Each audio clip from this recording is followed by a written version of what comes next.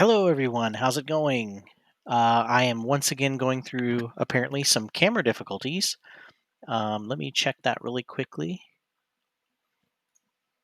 just to see if there's something weird going on.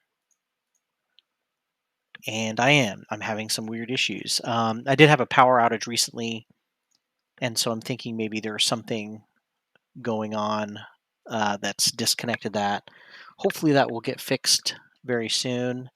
Um, that's very strange, but like I said, we've been with the power outages I've been having. I've also been having some weird computer disconnects and reconnects. My sound system went out. There we go. Got the camera back working. Just had to replug it back in. Welcome back to Gloomhaven Guildmaster, a new feature that just got added a couple of weeks ago. I checked it out when it first came out, the first day it was out, but didn't get to play more than just that night. Then had a quick vacation. Now I'm back with more of a look at it. I really, so far, what I've seen, not to, overly get too hyped and exaggerated or be melodramatic. I think this was a huge step forward for uh, playing for this game outside of playing the campaign, which I'm sure will be amazing and really cool. Because I played the physical campaign, it's going to be very much like that, almost exactly like that. So I know that's going to be good. But the adventure mode, I was a little worried because of the fact that um, I wasn't sure if they could take the components of the game and make somewhat of a roguelike, uh, procedurally generated kind of mode and have it work. But I think so far everything's improved about 100%. Everything from the way that characters work, going from being able to pick a two-party crew and then have to beat a boss somewhere down the line and unlock three-party crew and then do the same thing again to unlock four-party crew. That was a little frustrating. The way that they're doing it now so far is really cool. It's a lot more story-based and thematic, which I love. You actually feel so far, even in just this early stage, even though I've kind of been going a little bit on a track system here instead of getting to pick my own path, that's been okay because there's such a cool story and theme to it. I feel like I'm running a guild or starting a guild anyway from the very beginning. And then in addition to that, we took a look at a couple of new game modes or scenario modes, kind of a survive for as long as you can mode, as well as puzzles that are built into the game. And I think all of those different kinds of things will filter into the the gameplay throughout Guildmaster, which is awesome because it's definitely going to add a variety of things to do, different kinds of tasks to unlock different things. And I love that idea. Um, so we're back again into guild mode to see where we left off. It does look like you can start a couple of different scenarios. If you want, you can start a couple of different guild groups, and of course, it's also going to be important if you have multiplayer to have a couple of different multiplayer groups you could play with, which I'm assuming multiplayer is coming very soon as well. So very excited about this. So far, we've got a new fog of war on the map, so it looks like there's going to be um, a giant map, and I've only uncovered a very, very small portion of it. It'll slowly get uncovered, and so that'll be a big element of it as well. And it looks like I've got a quest here. I've got to try to recruit the brute. He's in a precarious situation. I've got to guide him out safely. Oh, let's see. I feel like it's possible that I have. Okay, for a second here, I was like, I started a game that was maybe a little bit further along than this. Let's see. Okay, so yeah, I had a couple of games that I tested out here. So let's make sure and load the right one because I think I saw a little bit more of the map than that. Okay, so yeah, we got a little bit more here. It looks like I can do a travel quest. Oh, that's cool how it builds up the map. That's awesome. Builds up the path in a cool new animated way. I also noticed the river seems to be animated. I don't know if it was before, but it's got some cool little particle effects. I can set up a trade route by heading up north. the march north, unlock the march's trade route. Vermling packs control the area. It's up to me to clear them out. Or I can go to Gibbet Hill. Oh, nope. Looks like I can't go to Gibbet Hill just yet. So it looks like I'm still kind of on a little bit of a guided path, but that's okay.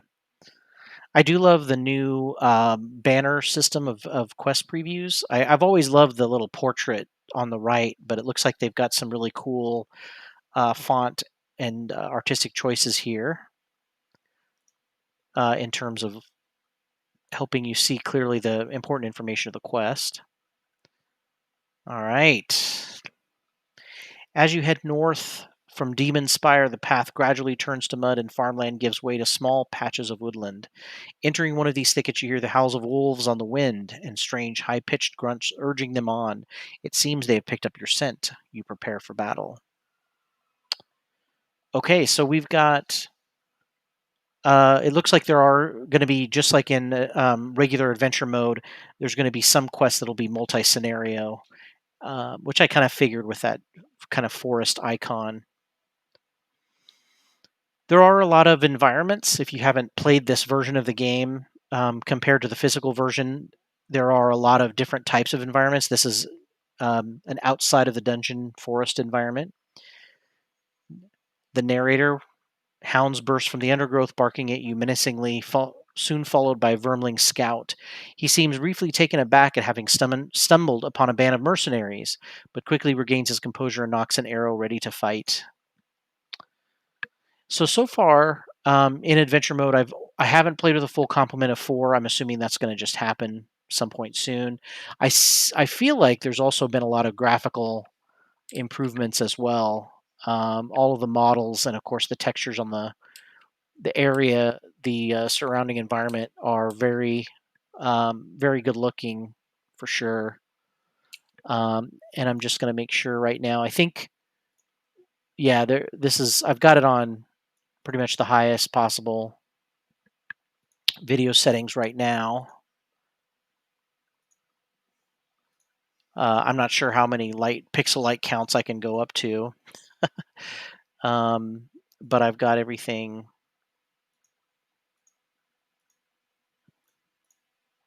set up in the highest settings.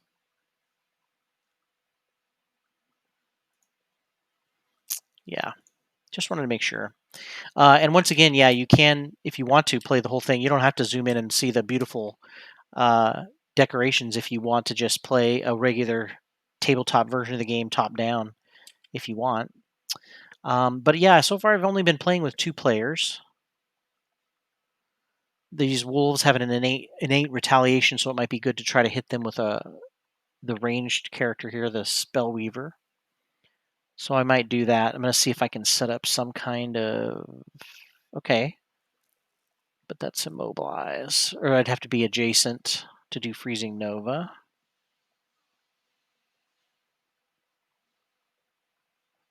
All right. Well, I don't think I can do a ranged immobilization.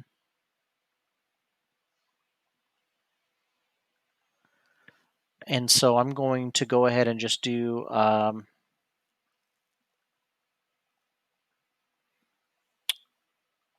ranged attack at 3, probably Flame Strike.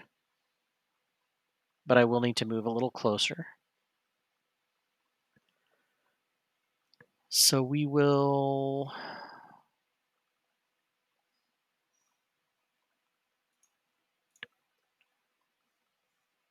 do that with some Frost Armor, just to get a little bit of a movement closer.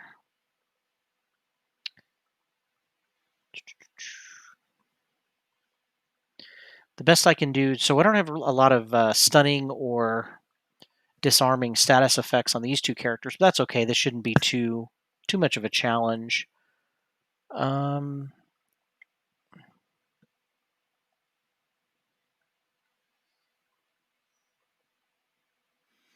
I might do throwing knives to do some extra damage on the wolves. I think the wolves will be good to hit first, even though because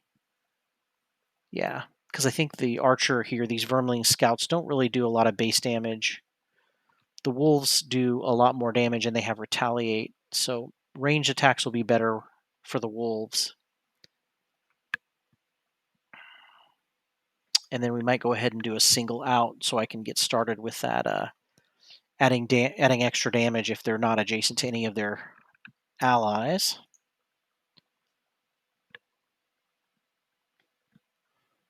All right, so we've got to move 3.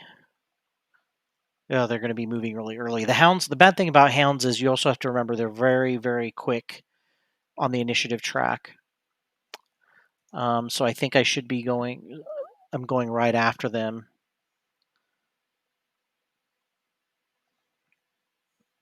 So I'll obviously take the damage. Okay. It's good that they both got a -1 on their attack modifier, so I only took 2 damage. But unfortunately, what sucks about this is now I'm going to have a hard time.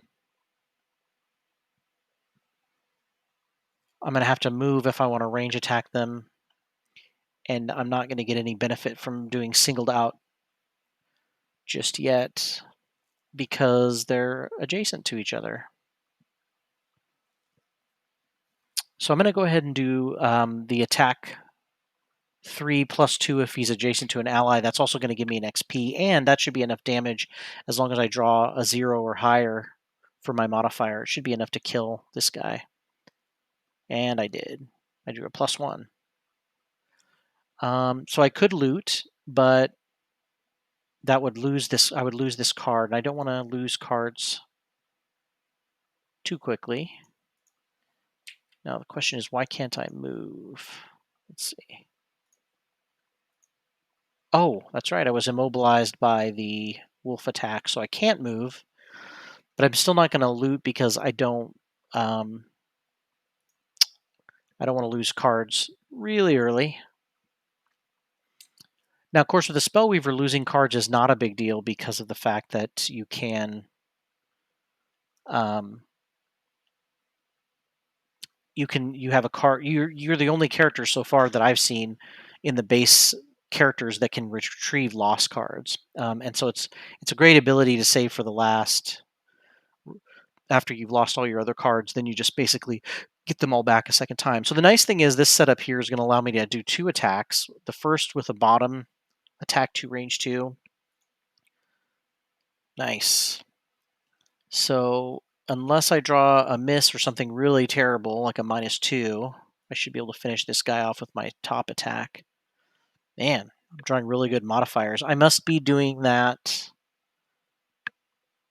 No, looks like I've got a regular modifier deck. I just got a little lucky.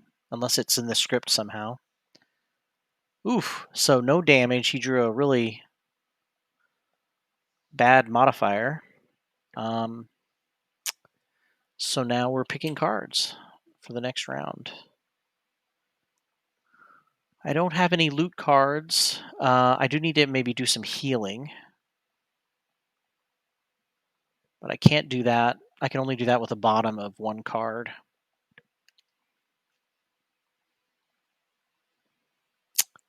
So maybe I'll save that a little bit. I'll do Freezing Nova so that I can use a little bit of basic move to get this gold, and then I'm going to try to do a range 3 attack. It's about as good as I can get, man. So maybe I will do Ride the Wind just to get rid of a late card because I'm only going to use it for the basic movement anyway. Let's see.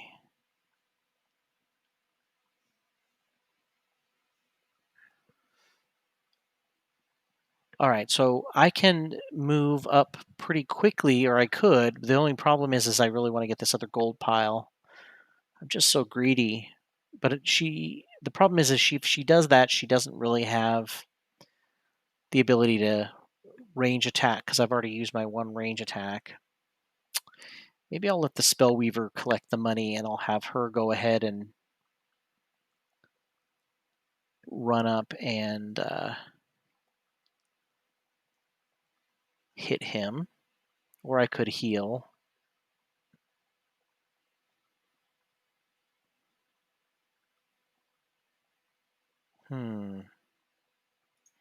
We'll do the Venom Shiv, and then we'll do a move 5 just to get up close to that guy. Okay, he's doing a move 4 and a base attack.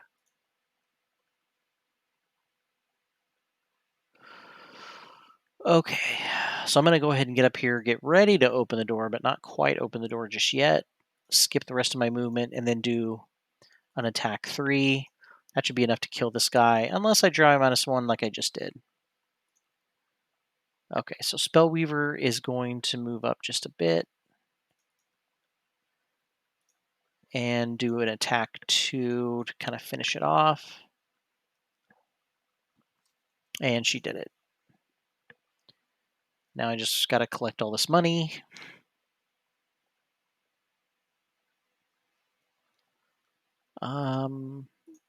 Just do these 2 high cards. Well, I don't want to get rid of both of my move 4s.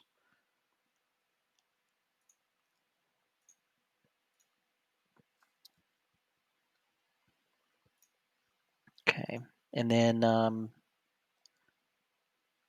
do feel like okay, Quick Hands gives her a loot 1.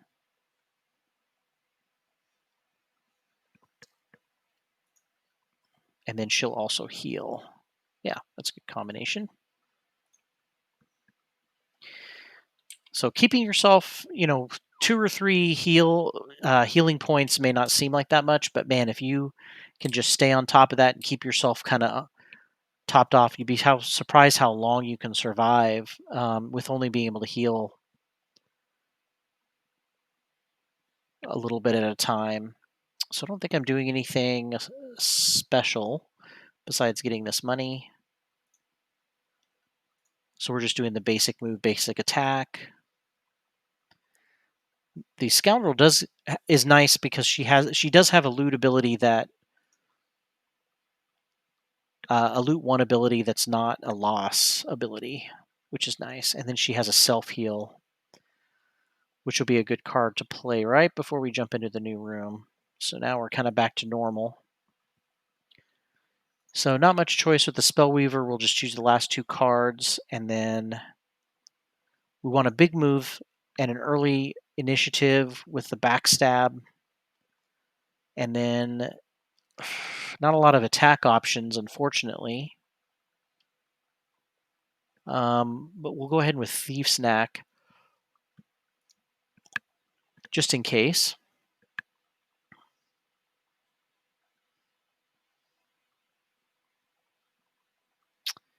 So maybe maybe I should have done, yeah, let's see. Oof. You've located the sparsely defended Vermling encampment. Driving the enemies away from here should make the trade route safe once more. That's cool. I like the little opening door cutscene narratives because that's definitely a lot like the physical game where you sometimes will have interrupting narration to continue the story. Hey, Joe. Just getting started. Just started this first scenario. I'm opening up trade routes. I don't know what that means. I'm assuming I'll have better choice of items. So unfortunately, I can only move 1 more space. 1, 2, 3, 4. Okay, so I'm going to actually move back because the wolves will get to muddle. I wasn't going to be able to move up close enough to attack anything anyway, so I'm at least moving back so I don't get muddled by the wolves, and then I'll just skip my backstab. The hounds will move.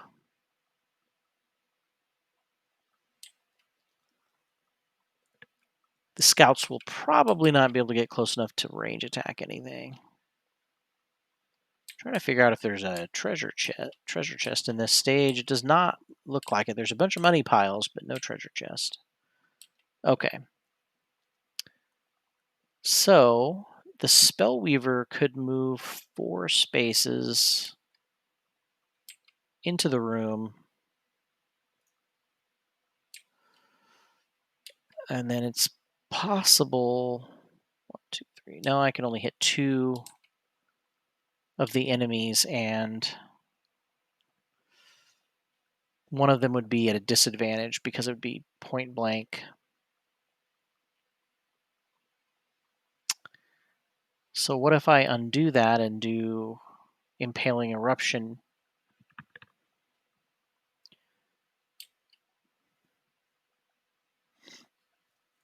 I would not be able to hit all of the enemies, unfortunately. So I'd be basically doing the same attack.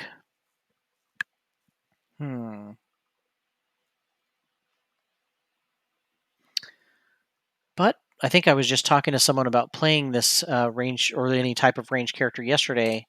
Um, sometimes it's better to do a range attack targeting two people, even if one of them is going to be at disadvantage, because you're still probably going to do some kind of damage. So this is going to generate. This is also going to generate or infuse fire, which means I might be able to consume that next round to do some extra damage with something. Okay, so we will. Oh, and then he's got retaliate, so he is going to be able to hit me back. That's another downside. But I am going to target these two guys. Unfortunately, the hound will be a disadvantage hit, but we'll see. Hey, it's still a +1. That was enough to kill him, and he won't get to retaliate. And the other guy took 3 damage, which was the base, and just disintegrated the second guy. So at this point, the Spellweaver is still fully healed, does not have any items that need refresh, so I think I'm just going to do a short rest. I lose the Flame Strike, which sucks because I have infused flame, so I'm going to go ahead and redraw. Okay, so I burned Mana Bolt instead. You do always get a second choice if you don't like the first choice on the short rest of the random cards that are selected. You do get a second choice if you take a hit, a 1 hit point hit. With Spellweaver, I hate losing any cards, but at least I think this is the last room, right? There's nothing else in here, so I need to just get some XP. I'm gonna try to do everything I can for XP. Nothing on the bottom. Oh, on the next 2 sources of damage, suffer no damage. So we'll do that. We'll get some frost armor going, and then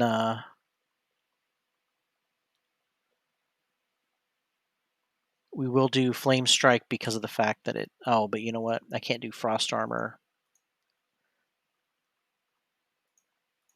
because I need to move closer. So we'll do freezing nova and flame strike.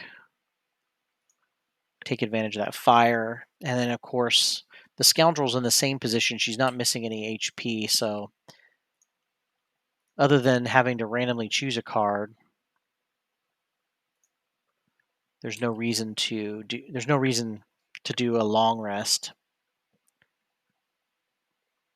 Oh, that's cool. They've got a silhouette. I just realized they've got a silhouette of the character behind on the back of the card. It's pretty cool. So if I move 5, 1, 2, 3, 4. If I move 5, which I can with flanking strike, I could do backstab. And that's going to give me an XP. There's not really much else I can do for XP.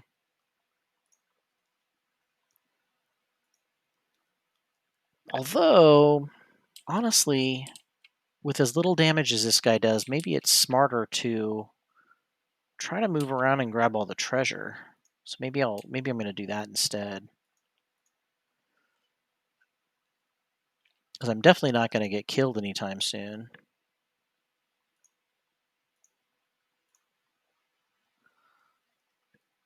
So we'll have...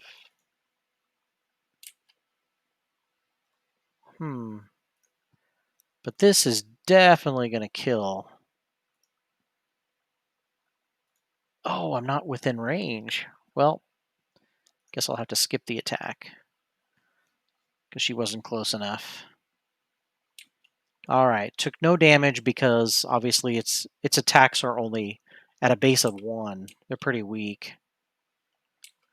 Let's Okay, well, I think I'll fly across the room and grab some treasure. Um,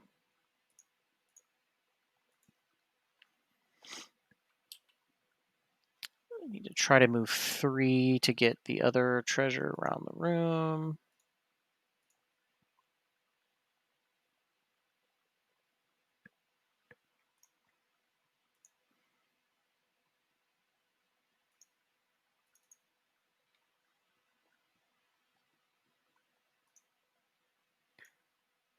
Just doing some cash grabbing.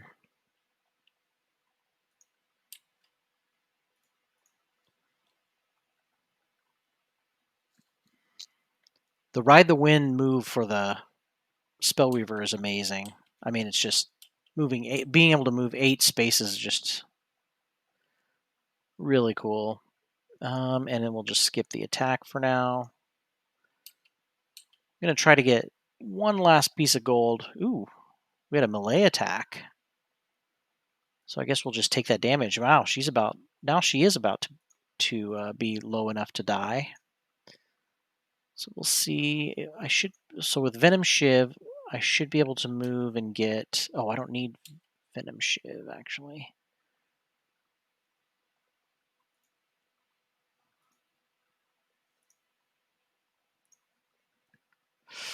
Okay, so the Scoundrel.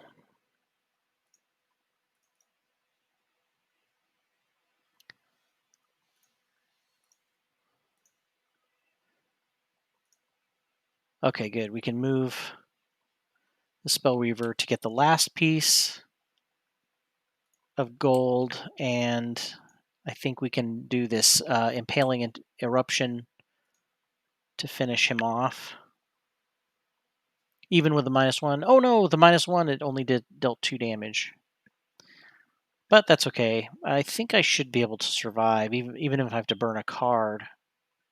Oh no, we've got a new action here. Ugh. Okay. I should be able to go fast enough to...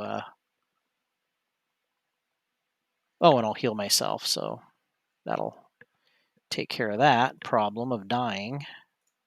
And then if by some chance the Scoundrel's still alive, she could hopefully do enough damage. So we'll do the healing, get Spellweaver healed back up. Oh no, she was poisoned, so that just got rid of the poison. Well, okay. So we used life magic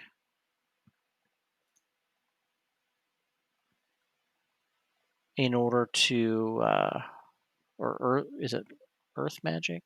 Yeah, earth magic in order to do this attack. Oh, and it's not even close enough. Whew, that's not good.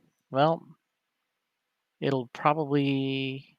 Oh, it just looted. That's good. That was lucky for me. So the Vermling Scouts do have an ability that they just like crazily jump around and loot wherever there's a lot of treasure, which is nice because then I didn't have to worry about getting killed. All right, so the Scoundrel's going to do a basic move. And then just an attack 3 with poison that will get me an XP. Dead.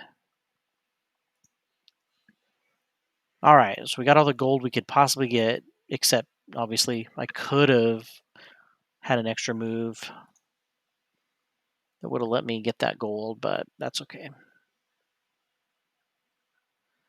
All right, so I've unlocked the marches. Let's see what that does. Just one more route to clear, and I should have reestablished contact with enough suppliers to reopen my shop for business. Ah, so he wants us to get suppliers connected so that we can at least even buy items, because right now I can't buy any items. I'm sure you can't wait to get your hands on some decent gear.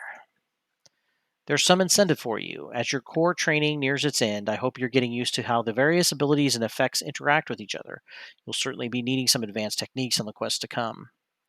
Anyhow, I've tracked down a potential 5th mercenary for our crew. If you can get him on board, this guy has fists of stone, and I mean literally. All right, so it looks like I'm going for the Cragheart next. Now, come on, I've got enough characters here that I could easily have a bigger party. You again find yourself at the entrance to a once abandoned crypt. Begin to ask yourself, what makes all these mercenaries keep exploring tombs of undead? Gold, it must be the gold. You enter the tomb expecting to find another individual in need of your tactical knowledge. Looks like we had as the enemy some living bones, which are annoying because of their shield, their natural shielding, and they can attack 2 characters. But it looks like this is another puzzle. Meet everyone's favorite walking boulder, the Cragheart. You're badly outnumbered here, and we need to employ some defensive tactics. Let's go over how Retaliate works. Let's see here. You're badly outnumbered. Okay, so obviously Retaliate is a very useful ability in the game. We're going to see how we can help Craggy out of this mess. Like Shield, Retaliate's an active bonus that can either last the round or be persistent for the rest of the game, with a termination condition for the latter. While active, melee attackers will have damage inflicted upon them equal to the Retaliate value after each attack. And the best thing about that Retaliate is that it goes through shields. It doesn't matter if they have 1 shield, 3 shields, Retaliate will always trigger and do its full damage. Surrounded by this many living bones, a retaliation against any attack that equates to an incredible amount of damage, assuming you can survive the round, that is. Oh, and one last thing. Note that the earth is infused already. Remember to click on the consume icon if you wish to use the element to power up an ability. So it looks like for this puzzle I have earth element. There's not much of a choice here. I'm going to be doing avalanche and opposing strike. There's not very high initiative, but it's higher than the living bones. They're moving 3 and attacking 1, and they can. This is the worst card for them. They can attack. They can attack 1 enemy with all of its attacks, and they have an innate ability to attack 2 enemies. So that means right now I'm going to be taking 6 hits, 1 from each of these guys. But with Retaliate, that's actually a huge amount of reciprocal damage. But of course, yeah, like it said, though, I have to survive that. So I guess I'm going to start with next 6 melee attacks, I get Retaliate.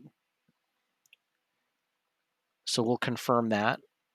And you'll notice it's a little track system here. The first, it is a lost card, so I am going to be burning this. But every other time I Retaliate, I get an XP. So it's also a 3 XP card, really.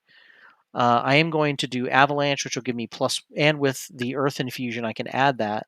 It'll give me a +1, so it'll be a 5 attack. It'll give me 2 XP instead of 1, and I can hit 2 guys here. So this should kill. I also have a healing potion, so if I take a lot of damage, I can get healed back up. So this should be enough to kill them. It's more than enough to kill them, even if I draw, as long as I don't draw a miss or a -2, I should be able to kill these guys. And I didn't. Yeah, I didn't draw that for either one, so I did kill them. And I've got my Retaliate set up. So when this guy hits me, he only does... That's awesome. So he did no damage. His second attack did 1 damage, but each one of those is going to retaliate. Yeah, so he got killed just from retaliation. Wow. Okay, so he's taking about 1 damage for each hit, but he's doing 2 damage back. All right, I can definitely see the value of the retaliate when it's set up like this for sure. I did take a good amount of damage, only 3 really, but it was a great result. A well-timed retaliate can be devastatingly powerful. By the way, you can see the active bonus from opposing strike is still well active. Just look at Cragheart's portrait. Yeah, so if you have any active abilities, they always stay in the portrait box to remind you. The little pips show you at a glance how many instances remain, and you can check the text effect and XP yield by hovering over it. Did you notice how the Living Bone shield didn't prevent retaliate damage? So like I was saying, the best thing about retaliate is that it goes through shields, just like trap damage does. Finish off them bones and we can get out of here. Okay, so I obviously need... Yeah, so you can see here, there's little pips underneath here, and 4 of them are blacked out. There's 2 left, and if you hover over, it'll give you a little bit more detail. So I still got 2 more retaliates left. One of them, the second one, is going to give me XP boost. I am going to do a short rest, and I should be able to, if I go early enough, drink my potion and be fully healed. I am willing to burn Dirt Tornado. I don't need a lot of big AoE. I just need a lot of damage.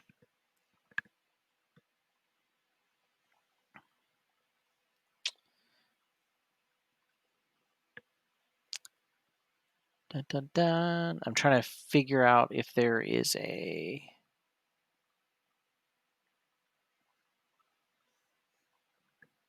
So I could boost my shield and give myself extra XP as well. That seems smart. And then I can do some range attacks. Yeah, I'll do Massive Boulder, which will do a range attack, and then that's pretty big, might kill, possibly. And then on top of that, it's going to do a little bit of damage to the other enemy. So they're going to move 2, attack 2, target 2. So each one's going to get an attack of 2. And my retaliate is still going to trigger. So I don't have to do a lot of damage to get them down on the ropes. But I am also going to increase my shielding, so I will block their damage, but still retaliate. Now,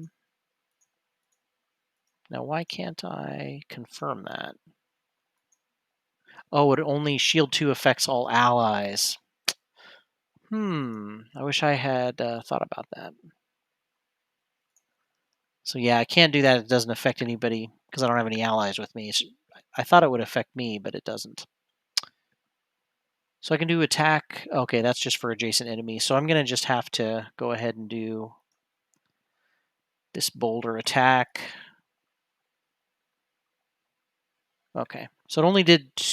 It would have done 3 damage, but it only did 2 because of the shielding, and then but it did do the collateral damage, and I'm infusing earth. Maybe I can use that next round. I do need to drink my potion, get myself healed back to max. Now, this guy on the left here, this Living Bones number 1, he is going to die. Or Living Bones 5, I guess.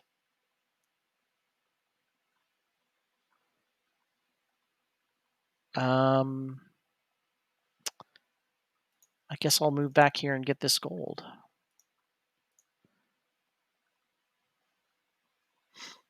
So this guy's going to hit me. Oof. So I'm going to take 4 damage, but he's going to be dead. This guy does 2 damage, but he's also almost dead. All right, so at this point, I'm going to try to do a big attack. The biggest attack I have is Crushing Grasp. And then I'm going to try to do a big... I only have a loot 1.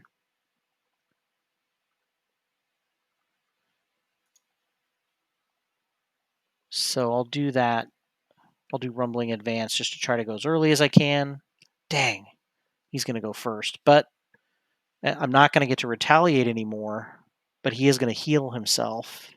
Oof. Okay, so no damage. But he is healing himself, which is not good. Okay, hopefully this will be a good amount of damage. Dang, it's only 2. But I will be able to move up here and cause damage with my movement, and that will finish him off. I didn't get all the gold I wanted, but, you know, it's not perfect. Well done. That looks like an unmanageable situation at first, but as you saw, if you play your cards right, you can navigate even the trickiest situations. Yeah, not too bad. And I hope I'm collecting this gold. So I now have Craghart in my posse. He's on board. That's 5 mercenaries recruited. I reckon just 1 more and we should have a large enough crew to take on some quests further out from Demon's Gate. You know, if we can find someone capable of summoning allies to the battlefield, some kind of thief who can steal mines, perhaps. I don't feel like we have even more mercs still. I know some vermlings are quite proficient at handling beastly brethren of theirs. Vermlings? We're going to recruit a vermling? Don't let the rodent exterior fool you. They aren't all feral scavengers. Some vermlings develop strong psychic abilities, and rumor has it one such vermling mind thief is hunting down demons nearby.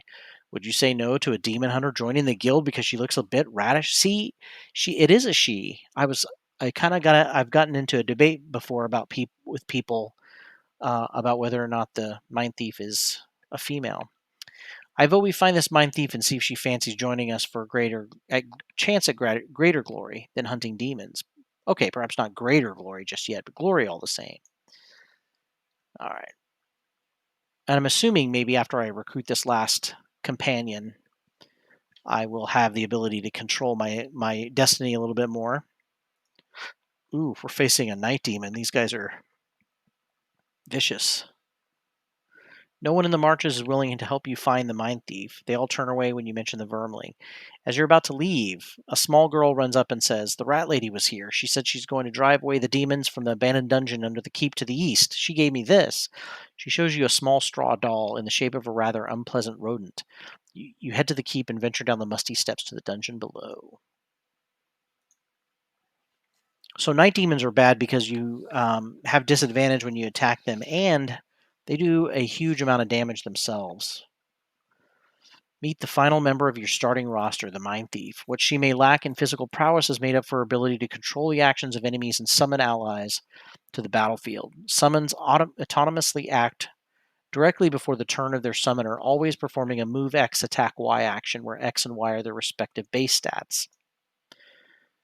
So that's the hardest thing in this game about summons is that you don't actually control them. They're still controlled by the same AI that controls monsters. As the Mind Thief was out hunting demons, you're about to face a more serious enemy, the Night Demon. These horror creatures have an inherent ability to give disadvantage to all attacks, targeting them, making them often tricky to deal with. Perhaps you can try taking them down with a non-attack source of direct damage. Okay. So I have to summon an ally and kill a Night Demon.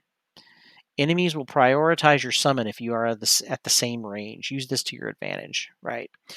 So summons are useful to kind of either take hits, but if you can keep them alive, a lot of them do some pretty good damage pretty consistently. So I'm assuming I have to summon my gnawing horde, which is plague rats or a plague rat, or several plague rats, I guess. And there's a lot of traps around, so I could use that to my advantage.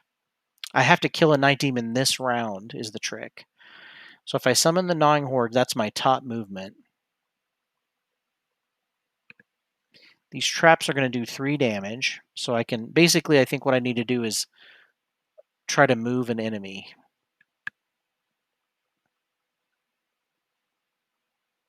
Yeah.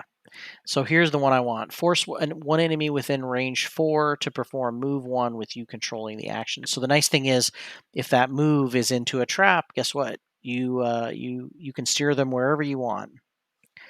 So the night demons are moving fast, and they're going to get to move 4. Oof, that's enough to get close to me and hit me. Okay, so he did 2 damage to me, but nobody else is going to be able to get close enough to hit me. Okay. So we're going to have one of these enemies. I'm going to have. So here's my rationale for why I'm going to have an enemy that's far away run into the trap rather than one that's close. You see how the traps are kind of lined up around here? They're kind of effectively blocking this night demon from coming down south. Now, he could just go back up north and attack me, so then I would have 2 attacking me. So what I'm hoping is that this far one won't be able to move far enough to get to me, but I am going to have this closer one move into. Okay, so I'm going to confirm the movement. Ooh, nice flash. I'm now confirming. I'm now mind controlling him, so I could have it move into this upper trap. But I want to have this night demon have to move around me. And so I'm going to move him down to this trap. and it's auto kill. Next, I'm going to summon my rats right next to me, but still kind of far away from the bigger upper night demon. Now, because my rat and I are both equidistant from this night demon, the night demon will actually attack my rat because technically the rat has a lower initiative than I do because it always acts at the beginning of the round before I get to act. So even though I just summoned it, it's not going to get to go until the beginning of my next turn. So the night demon's going to attack it. It has a lower initiative. Okay, so my last objective, or my final objective, is to kill the remaining night demons.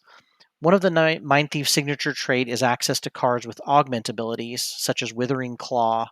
While active, these grant persistent buffs to melee attacks, but you can normally only have one at a time. They handily always come with an attack attached too, in addition to setting up the augment. These demons are creeping me out, so I'll leave it up to you from here. Good luck. Okay, so yeah, what it's talking about is the idea of an augment. It's basically a buff that's permanent until you decide to get rid of it or replace it with another augment. This one in particular adds muddle and poison, and you get to do an attack on top of that. Well, the attack gives the muddle. Any attack gives the muddle and poison, and you get an attack that comes with this. So I'm going to use that. I'm also going to use empathetic assault. I want to go early, so I'm trying to think of what would be the best. These guys are melee attackers, so it's not going to be good to use submissive affliction just yet.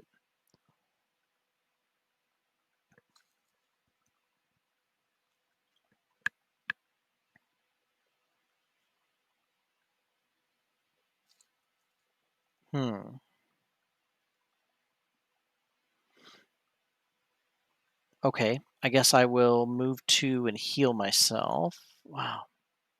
Oh, maybe I'll just go invisible. So there's a bottom ability that actually lets you go invisible with the Mind Thief, which is pretty awesome. It's definitely something stealthy. The Scoundrel does have her own invisibility abilities, but they kind of work a little bit differently. And I think hers is a loss ability. But you put an invisibility cloak on anyone, and they're all invisible. Exactly, Mind Thief. Mind Thief action. Okay, so as you see, the night demon attacked my rat, and he's going to get attacked again. But he's pretty sturdy. So this is one of the summons that is definitely sturdy compared to the others. Man, didn't do any damage with a disadvantage attack. The summon creatures also draw from your ability cards. So I must have drawn a minus. Oh yeah, I drew the miss. So the nice thing is that now I do not have any misses in my modifier deck, and so I will only be drawing +0. I already know what I'm going to be drawing and how much damage I'm doing. Okay, so I'm going to go ahead and use my Withering Claw to give muddle and poison with my attacks, and I'm going to use the attack to go with that. All right, so I drew a +0, which I knew I was going to do, so I did 2 damage, and I poisoned it, so it's going to take extra damage, and it's muddled, so its next attack is not going to be very good. It's going to be a disadvantage. I'm going to go ahead and go invisible, which will protect me. I'm pretty sure my summon's going to be toast next round, but that's okay. That's kind of what it's for. If I go early enough, it'll still get one more attack. It's going to attack this closer guy because it is one. It's a 1 and the other guy is a 3. So it always goes after if it's equal distance, it always goes after the guy with the lower number.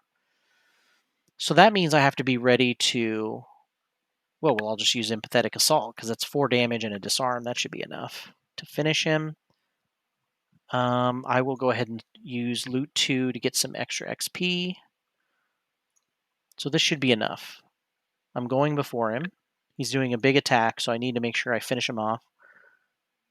All right, the Plague Rat did a 3 damage attack, which is awesome. I'm going to start off with a loot 2, which will get everything that has dropped. Wait, I'm not going to do that just yet. First, I'm going to do my attack 4, because this guy, if I kill him, will also drop money. Boom, 4 damage. And now I'll do my beautiful loot 2, which will give me XP, and I'll grab all the remaining gold. 6 gold.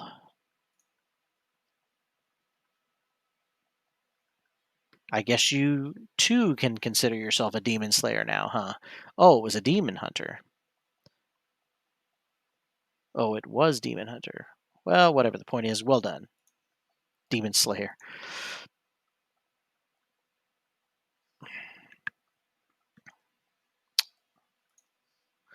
Now we've got the guild going. We're starting to get job requests coming in from far and wide. I'm also hearing rumors regarding the location of powerful artifacts that could be worth investigating.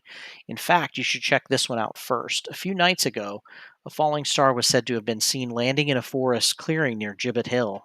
But when villagers went to investigate, there was no trace of anything having landed there. A day or so later, they started experiencing minor earthquakes emanating just north of the village, not far from the clearing. Nothing up there except an old decrepit crypt, and the villagers, being villagers, are too scared to investigate. Sounds like a magical artifact of some kind to me. You should go check it out. I recommend you bring along Cragheart and Mind Thief. They should easily be up to the task. Okay, so it looks like I'm still getting a little bit of dictation as far as what characters I'm taking. So my reward is I'm going to unlock Chapter 1.1. Strange underground shocks have been plaguing Gibbet Hill since a star fell to Earth. Go and investigate. All right. After following the directions from the villagers at Gibbet Hill, you come to the entrance of an old ruined crypt. It is clear that someone has been here recently as the entrance has been disturbed. Be on your guard. Got some bandit archers and bandit guards, it looks like.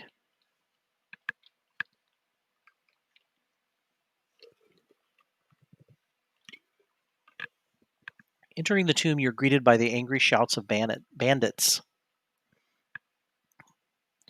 You ain't getting this starstone. We found it, so bugger off. He turns to one of his accomplices and tells him to guard the back room. Well, now you know where it's being stored, smart guy. All right. So now we can do a little bit of combo action here, hopefully. Craghart's a really good tank. He's pretty good at healing. He also has a little bit of AoE as well. So we'll get these guys muddled to start off with.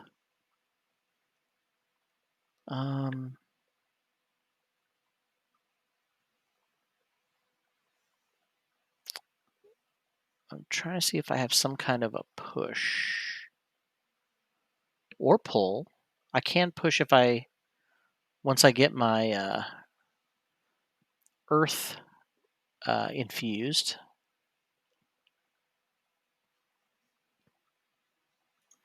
So we'll do that with Rumbling Advance. And then next round, we should be able to push someone into a trap. Mind Thief. I love the mind's weakness, but in watching other people play the Mind Thief, I have a gaming group. We're playing the physical game. Well, sort of. We're playing distance, so we're playing on Tabletop Simulator. But watching other people play the Mind Thief is really interesting because I think the Mind Thief is the character I played the most.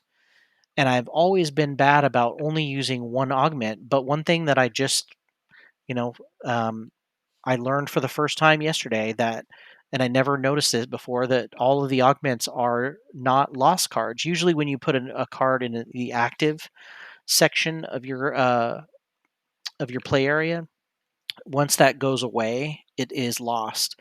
But the augments are one of the few abilities that go right back to your discard pile once you use them. So, really, the incentive is, I think, with that to obviously switch augments as much as you need to. So you can put on parasitic influence if you need some healing, if you need to heal yourself.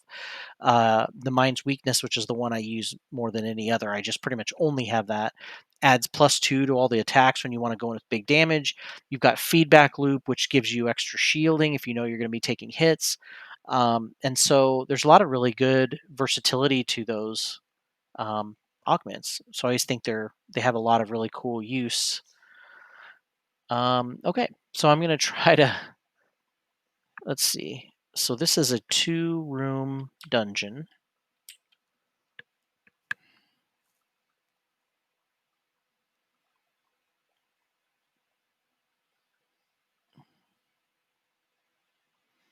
I'm trying to... Okay, if I use Gnawing Horde, I can move 1, 2, 3. Okay, so that'll be, I'll be able to get up next to the archer. And then we'll go ahead and do the mind's weakness to set up a big attack. Now, the downside of this setup is that it's a very high initiative combo, which means that everybody will probably move and attack, before the Mind Thief does. But they aren't very big attacks, and Cragheart should be the one taking the Bandit Guard's hit. So I'm going to do Dirt Tornado first, so that I don't have disadvantage on the attack. But this will muddle both of these guys as well, so their attack should be weakened a little bit.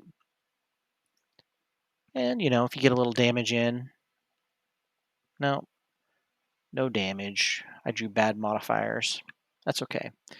But I am going to move 2, and then all adjacent allies, because of my rumbling advance, will take a damage, and I infuse Earth, which will be useful for next turn. He does have a healing potion, so it's good that he gets to keep that, or he kept that from his starting scenario. I'm not going to use it. Obviously, I'm not hurting. So now we'll see what the Bandit Guard does. So he drew a -1. So instead of 2 damage, he only does 1. The archer still drew a +1. Ooh, and it's targeting 2 people, so it only... But it's better than if it didn't have disadvantage. Oh, it looks like the Mind Thief also has a healing potion, but it heals 3, so I'm going to save that. I'm not going to drink it just yet.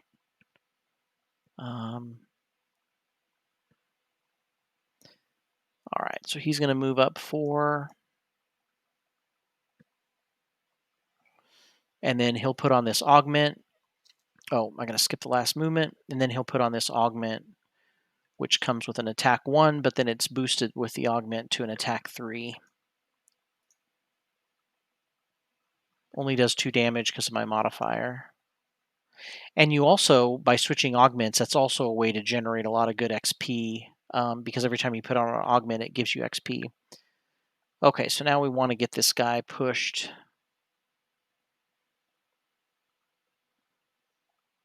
Attack 3, range 3. So I need to be moved away from him to be able to do this effectively.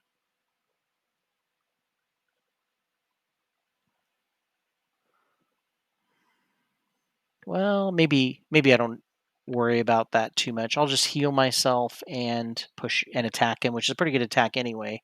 So even if it's at disadvantage, it's not too bad. You can see I give 0 Fs when it comes to whether I'm at disadvantage or not, especially if it's a bigger attack. And really, when it's combined with something else beneficial, like pushing a guy into a trap, it's already going to do big damage doing that. This trap's only going to do 2 damage, though, which sucks. So I'm going to do Perverse Edge because it'll give me early initiative, and it's a stun, so I'll basically be more than likely stunning the archer because I'll be going before her, sorry. And then I'm going to be doing an attack that's also good, hopefully. Huh.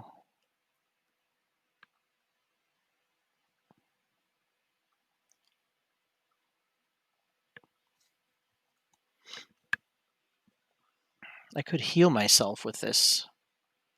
Yeah, why not? Let's do it. It'll be kind of fun. I'm going to switch augments again and heal myself with it. Give me some more XP. So it looks like the bandit archers moving and attacking probably will get stunned, and then the bandit guards moving, attacking, and strengthening hopefully will be dead. Okay, so we'll start with the stunning attack, which it will be a disadvantage because it's a range attack, but again, doesn't matter, and it still did a damage. I also infused ice and got an XP. Now I'll be switching to the parasitic influence, which will heal me with my attacks.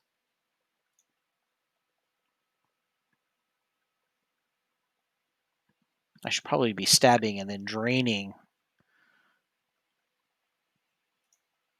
my HP from the enemy. Okay, so I will be consuming the earth. Yeah. And confirming that target. So unfortunately I only did 1 damage, but that's okay because he's going to get pushed into this. Oh, I have to push him the full extent. So he has to go all the way through it and then past it. So he's down to 2 hit points. Now I'll heal myself. Unfortunately, that means that he will be able to move and attack the Mind Thief. But the Mind Thief does have some healing. Whew, 3 damage. That's okay. He has some healing set up with his attacks. And the Cragheart's going to come in and help.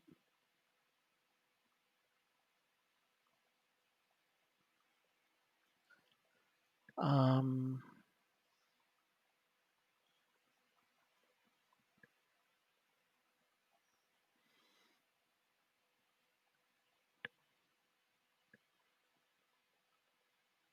so we'll do attack 3, immobilize, and massive boulder to move. Well, we don't really need to move.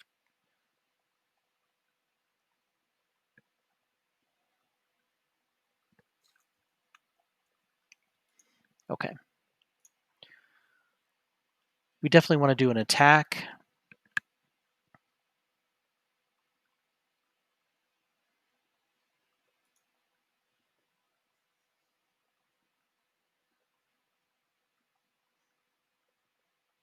And then I do want to try to move on top of the money. So we will... I don't know. Sometimes it's hard to choose cards because it's like, I just need to use something. I just need to choose a card to use it for its basic movement. I don't want to screw myself out of a card I should have thought about. Oh, so it's just shielding and retaliating, and of course it gets to go first. So attacking it close up is going to suck. It has like... It has 2 shields now, right? Oh no, just 1 shield, because...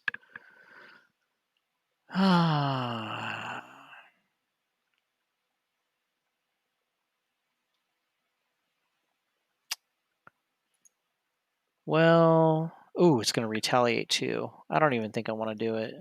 I don't even want to do it. So we'll just move back. And gather the gold. We'll let Cragheart step in. Oh, I should have drank my potion. Oh well.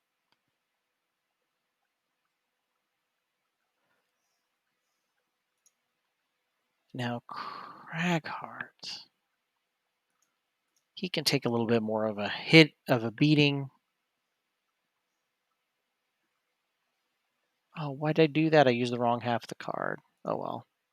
If I just do a basic attack, I'm going to be taking 2 damage for sure and probably only doing 1 damage. So I'm going to skip the attack. Yeah, you kind of sometimes just have to, with retaliate, if they have it and extra shielding, it's just not worth it. Okay, so I'll do opposing strike and unstable upheaval just so I can go early. Now my Mind Thief can still get some healing done, so if I go early enough, I can heal and do an attack, a basic attack, and get lots of healing to myself. He's going last. Hopefully he'll be dead by that point. So first I'm going to move 2, heal 2. So we'll move up 1, heal myself. And then we'll do the regular base attack for 2, which will also heal me.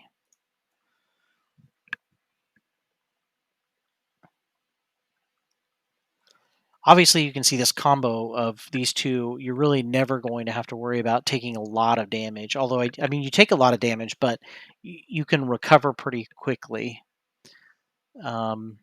So at this point, there's nothing for Crackheart to do except grab this money. I still haven't had to use my health potions, but that's good. This room is pretty big. I have a feeling it might have a lot going on. So we're just picking the last cards kind of in our repertoire. So we'll do a move 4 to open this room up. It's clear this room is being used as some kind of storage dump, and you can see a chest sitting on the floor. Time to grab the loot and silence anyone who stands in your way. So the bad thing is we've got 2 archers in this room, 2 guards in front of them. I don't know. Let's be aggressive. Let's do it.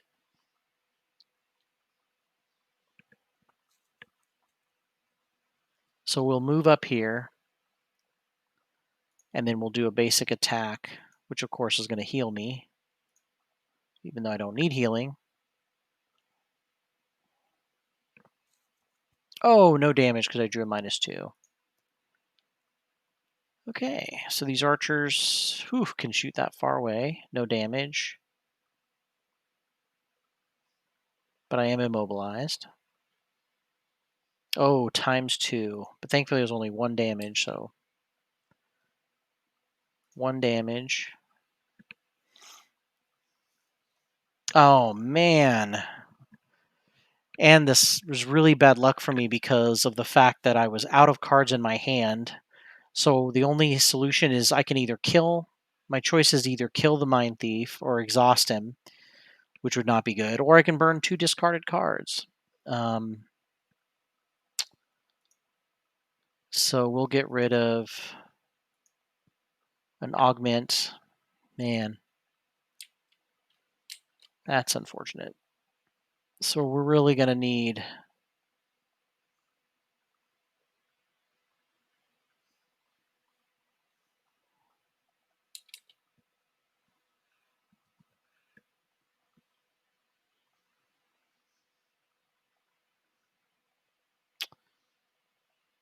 We're going to need some extra hit damage here.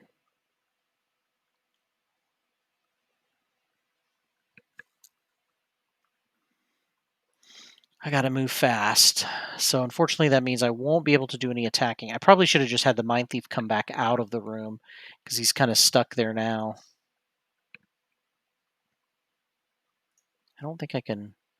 Yeah. So at this point, obviously the Crackheart's going to need to do a short rest. Okay, he'll lose his attack immobilize. That's not bad. Okay, so he's going to have to do some big hits here.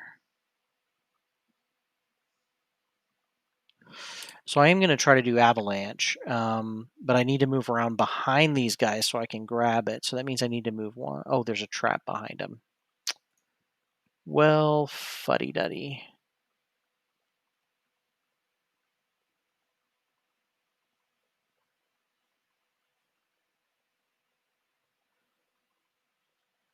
Okay.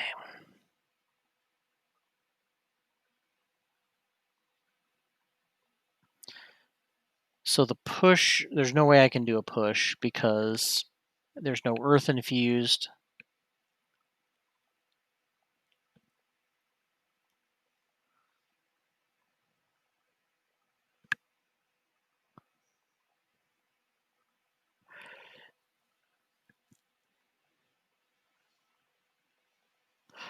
So maybe I'll heal. And then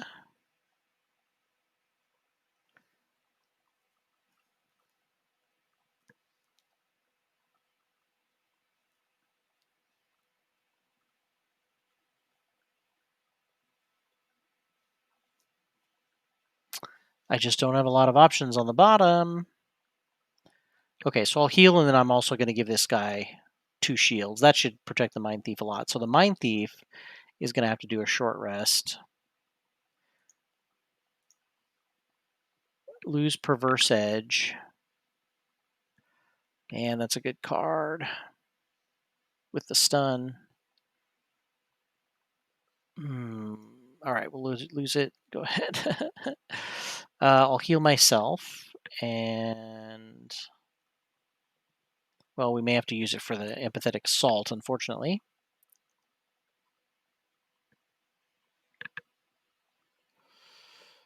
Um,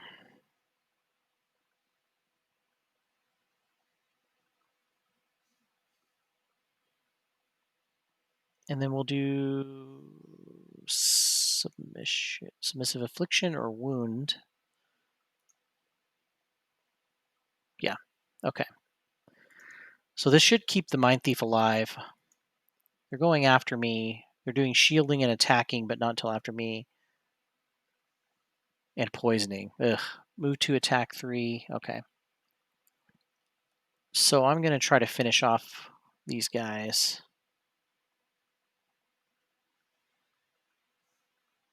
Okay, so the archers cannot hit either of these guards. So I'm going to have one guard attack the other.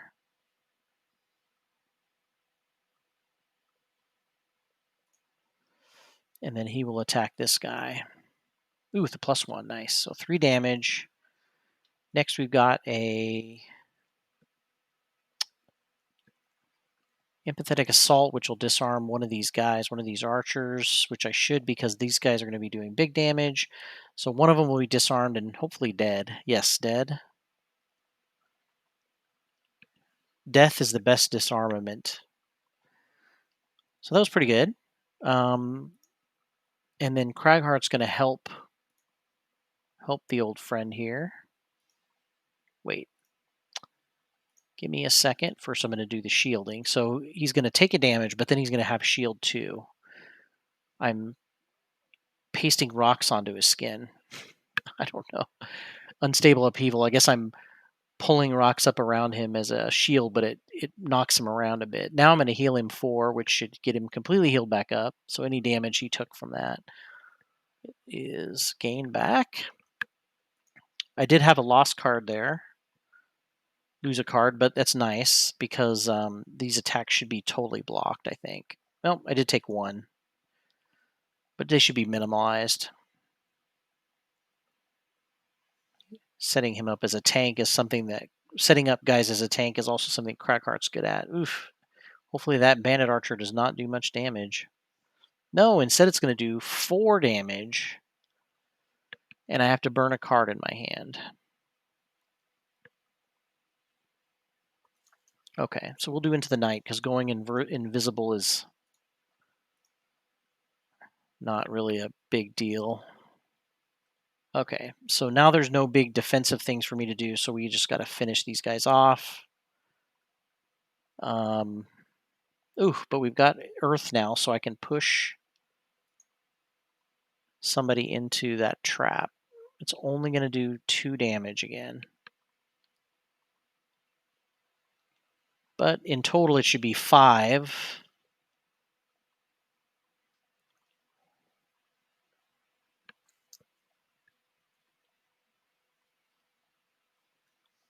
And then I should also, if I do the bottom of Rock Tunnel, I should also be able to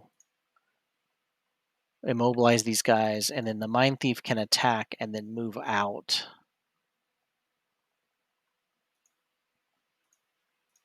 Okay, let's see if I can go before them, though. And I still need to get the treasure. Oof, the archers are going first. Move 1 and attack 1 at range 4, and then create a damage trap. Okay, that's not bad. Oof, still take 2 damage, though, because I'm poisoned. Okay, so this is good because now I can Fearsome Blade and do some extra damage, too. Yeah, that might be worth it.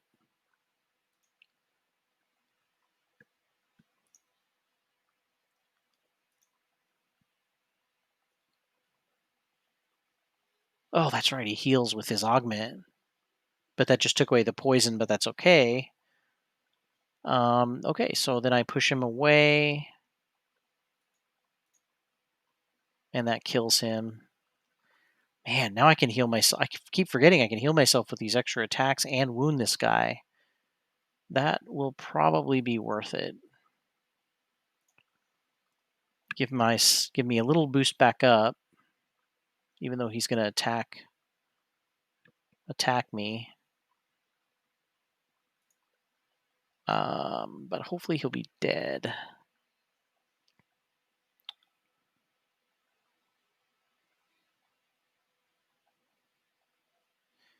Okay, this is kind of interesting. So basically, I can move 5, and then I immobilize everybody I walk through. So he'll be immobilized, but then I can attack him. Huh. Let's see, 1, 2, 3, 4, 5. Okay, so first I need to not do the move. I need to do the attack and the push first. So we will consume Earth, so we can add the push to it and the XP. So we hit him for 3, which does 3 damage. We push him back into the trap. Oh, I guess I have to keep pushing. So I guess I've been playing this wrong in the physical game, because I thought that hitting somebody would stop him, but apparently you have to keep pushing back. Oh, was there another trap there?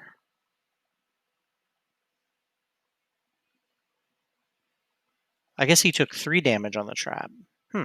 And I thought he was only going to take 1. Okay, so now at this point, the archer, the Cragheart's closer to the archer, which is good because he has more hit points. He's also going to be able to move 5. He could immobilize everybody he moves through, but I'm really only using it to grab the treasure chests. I still get the XP anyway. What did I get? Resonant crystal. During your turn, destroy an adjacent obstacle. Okay. I guess that's an item. I'm not really sure what the purpose of destroying obstacles would be. It's kind of a very limited use, but hey, you know what? I don't have any items right now, so there you go. I need to push this guy into another trap. But unfortunately, I don't think I have the ability to. So maybe I'm going to heal with Earth and Clod, and then we'll do Massive Boulder Attack. It's a good combo for him. The Mind Thief is going to have to do... I could do a long rest and heal, but yeah, let's do that. Let's do a long rest and heal. The Bandit Archer is going to get to move, attack, and immobilize, but that's okay because Cragheart definitely can take the hit. Okay, yeah. So now he'll be able to... He's not... Was I planning on moving? No, I was just planning on healing. Now the Mind Thief is back up and running. I'll drink the potion for myself. Get me back up and going. And then we'll use the Massive Boulder, which will infuse Earth.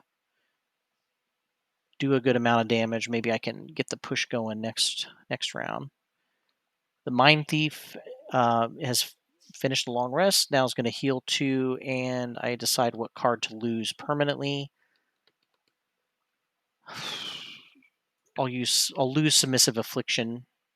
Now I'm down to just 3 cards, so I really have to make this work. So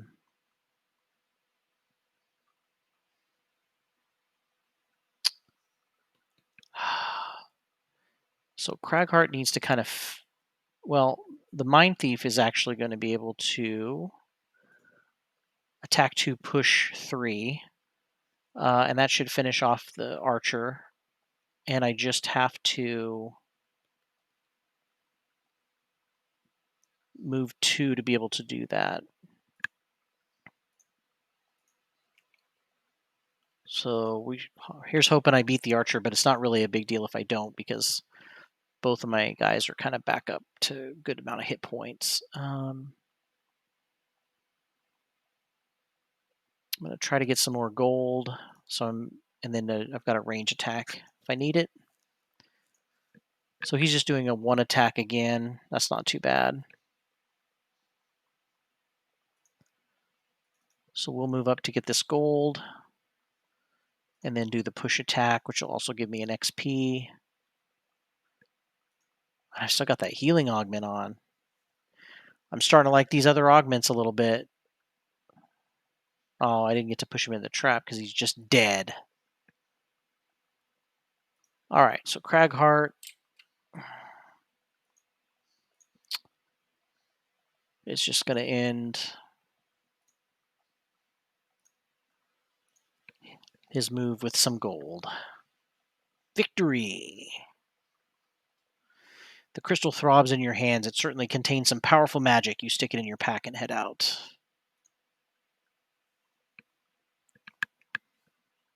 Quest complete. And I unlocked chapter 1.1. And so that concludes your training. The world is your oyster, a bandit-ridden, undead, roaming, demon-infested oyster. We've put together a set of starting equipment with the money you've earned thus far, but any other gear you fancy you'll need to buy.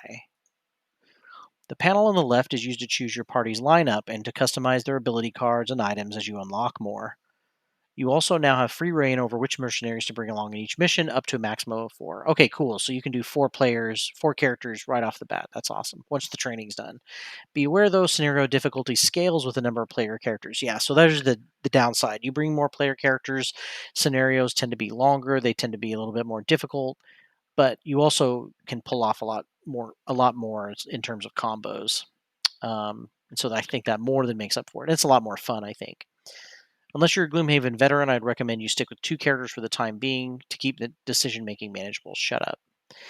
When equipping items, note that whoever equips an item first has it bound to them. So you can unbind an item. So this is what happens. So normally in the physical game, your only option if you don't want an item anymore and someone else does, you sell it back to the store and the other character has to buy it. So this is the way they fix that. Here, you can unbind it for a cost and then give it to somebody else. So you got to make sure you equip stuff on the right person at the beginning. To aid you in progressing your skills post-training, I've come up with a set of achievements. Oh, so that means even if I equip something else, it's probably still bound to that character. So I'm going to pay that cost.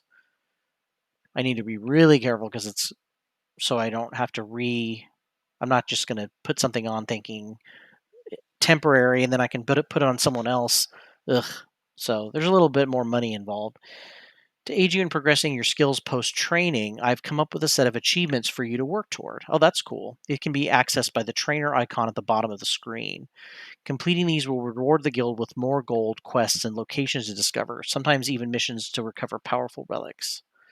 You can pop by my shop by clicking the merchant icon at the bottom of the screen. I've got mostly basic items in stock right now, but as you keep exploring and restore the routes to more villages, more and more items will be added to my stock. Speaking of which, could you journey down to the southwestern coast and open up the old spice routes? I've I've had links with 2 towns there in the past, Bloodford to the west and Wanderer's Rest to the southwest. Choose your team, gear them up, and you're ready to go. Good luck, Guildmaster. Ooh, okay, so now we've got the main menu here. So let's take a look at this. So right now I'm on the world map, which is the first icon. You'll come back to this.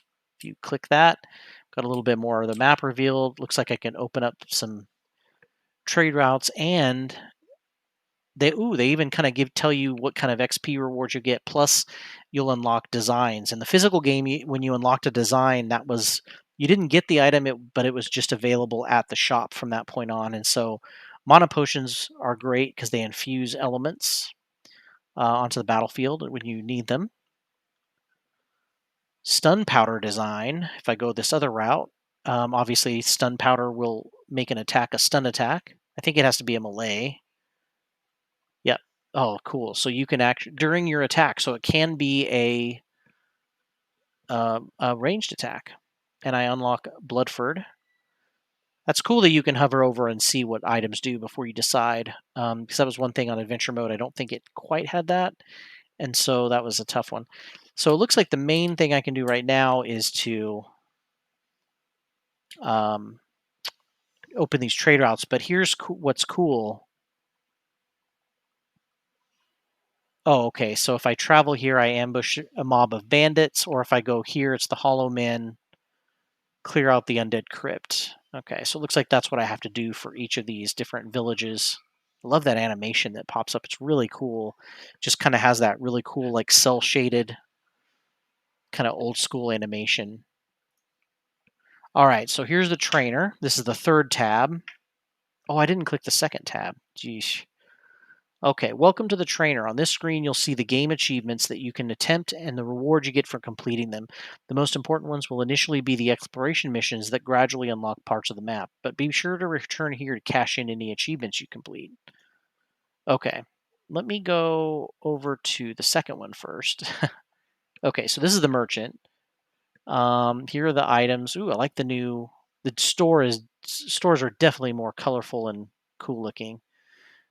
So I can buy some eagle eye goggles. Looks like there's some hide armor, leather armor. Okay, and then there's an exclamation whenever there's new items in the shop. That's cool. Very handy. We've got a shield, piercing bow, poison dagger, warhammer. That's one thing with a huge guild. You're gonna have to do a lot more gold runs, basically. Boots of striding are sold out. Interesting. I don't know why they would be sold out unless I already have them equipped on two people. And I like that they're telling you how many there are available in the shop. So there's two winged shoes copies. Makes sense because this is the limitations that the physical game had as well. We've got minor healing potion, power potions, which add attack, stamina potions, which let you get cards back from your discard pile. Okay. So a pretty good amount for the starting items. See you later, Joe. Night. I'm getting ready to head out too. Just a few minutes. Um, looks like the scoundrel has some starting weapons, starting items. Looks like she's got a stamina potion, some leather armor. Okay, so I think what happens is that in the physical game you get 30 gold to spend on starting items. So they basically go ahead and next two times you attack, the attacker gains disadvantage. Okay. I thought that the leather armor added some negative modifiers, but maybe not. Leather armor doesn't on me. It looks like. Um, so her money was spent buying leather armor and stamina potion, which is pretty good. Get a little bit of damage attack. You also have a little band here or a bar that fills up to show you how close you are to the next XP or to the next level. It's a better bar than the adventure mode because it was kind of like an overall thing and it was hard to see exactly your progress. I think this will make progress look a lot cooler or a lot more exciting. My total party level is can become higher if I have higher level characters, but usually it averages out that you have to. It takes a while before you increase the level of your party, which of course makes the dungeons more difficult. So I have 70 gold. It looks like the brute here has for equipment. He starts off with boots of striding, so he's got one of the two pairs of boots of striding, which lets him move more, and a healing potion. That's good for him. And then, of course, you can mess with the starting cards. And remember, you always have these X cards that can be substituted in for your starting cards. It's always a good idea to try the level 1 cards first and then figure out what kind of character you want to build and then sub in the X cards if you feel like they help you with that build. I am going to add another mercenary. So what I was working on last time were the mercenaries I hadn't really taken a look at yet, which were the scoundrel. The mind thief was new. But I may, with guild mode, you really want to try to sub them all in and kind of level them up evenly. When you click the plus, it looks to add another mercenary. It's cool. You get a pretty nice description of characters, which is awesome. Tinkerer. Now the question is, do I want to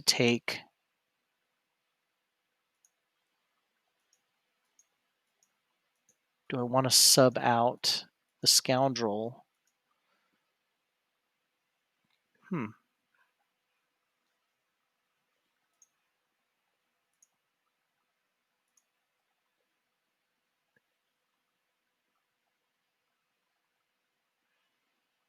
trying to figure out how you would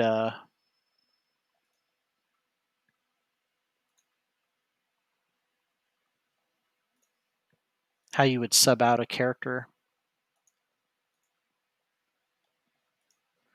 So the trainer, I guess we'll go on. We'll figure that out later. The trainer, it looks like you've got these abilities. I love when games include like little incentives, little progress tracker things that you can work on, quests, that kind of thing. So in general, I've got some general achievements here. I can unlock 9 locations, which will unlock a new chapter, and I gain an enhancement slot. Sweet. So I can enhance cards with that. I can work on mercenary achievements, infuse one of each type of element. Uh-oh, I unlock this unlocks a hidden character, which I don't know if I'll be doing that. Gee, I really need to unlock that character in one of the games I'm playing. I think we're pretty close. I need to unlock that character so that I won't have it ruined for me, but that's okay. Weaver reaches level 2, it unlocks story quests, and it looks like that's the same for all of the classes of characters. That's so awesome. They have side quests, story quests. That's really cool.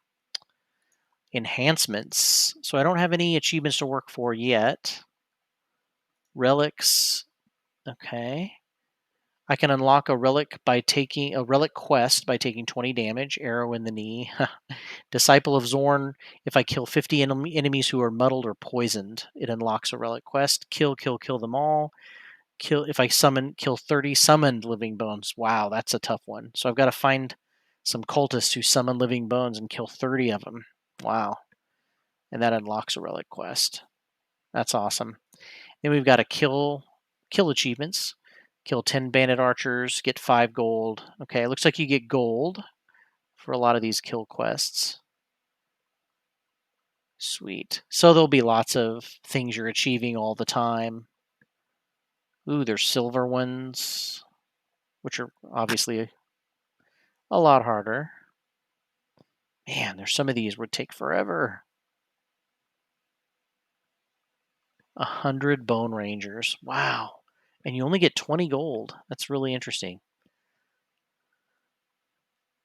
Who are you going to call? So yeah, a lot of killing quests available. Definitely be working on a lot of these. I'm sure I'll get the kill quest just as a result of doing some of these other types of quests. Man, this new mercenary is going to be available very quickly. Temple of the Great Oak. So this is a cool a feature that's in the physical game, and they've now finally incorporated this. So if you're playing in normal mode, your characters are not going to have uh, any. They're going to have one card in their deck that does twice as much damage. But what's really cool about blessings is you can actually add 2 more times 2 cards, but you're not necessarily guaranteed that you'll actually use them or draw them during the course of that adventure. You only get them for that one adventure, and if you don't use them, then you lost them. You lost them basically. They only cost 10 gold though. And what's interesting is I'm wondering if there's going to be an achievement for getting blessings. So I don't know. We'll have to see. The trainer, it doesn't look like there's something that's visible on here. Um, but we'll see. Once I start getting enough money, I'm definitely going to be getting a lot of blessings, but I'm not sure I'm going to get them right away. What else is interesting is that I noticed that I don't know if I have the ability to switch out party members. Oh, okay. It's this top one here when I click the top button. So I could switch out if I wanted to and put the Spellweaver in. Um, Man, that's a tough one too. I may switch out and have Cragheart and just to play with a group that I haven't really played with very much here. And I do have 70 gold, so I think next time what I'm going to do is maybe buy a few more items. And I love that they tell you that you've got more item slots, but they're locked. So you can't get the second item slot until you get to level 3, small items anyway.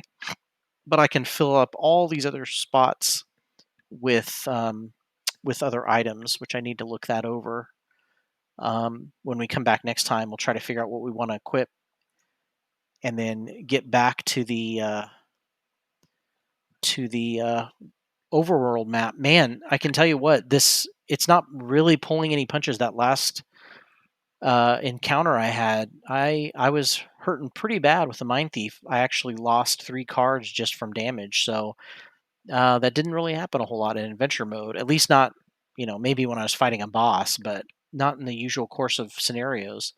So I think this is going to be a good challenge as we're playing through. But it'll definitely be worth keep taking a look at this next week. I'll be back, and we will be checking out more of Guildmaster Mode, which so far is just blowing me away. It's already got a huge amount of polish and amazing art. Really looks great in a lot of different ways. It's a blast playing this already, and they haven't even added the thing that's just going to kill it, which is multiplayer mode. I can't imagine what this is going to turn into when you've got a couple of people controlling the guild and doing the scenarios. It's so much fun to play with another person, or maybe even more people eventually. So very exciting. Can't wait to see more. Join me back here next Tuesday at 8 o'clock, and we'll be checking out more Gloomhaven. See you guys later.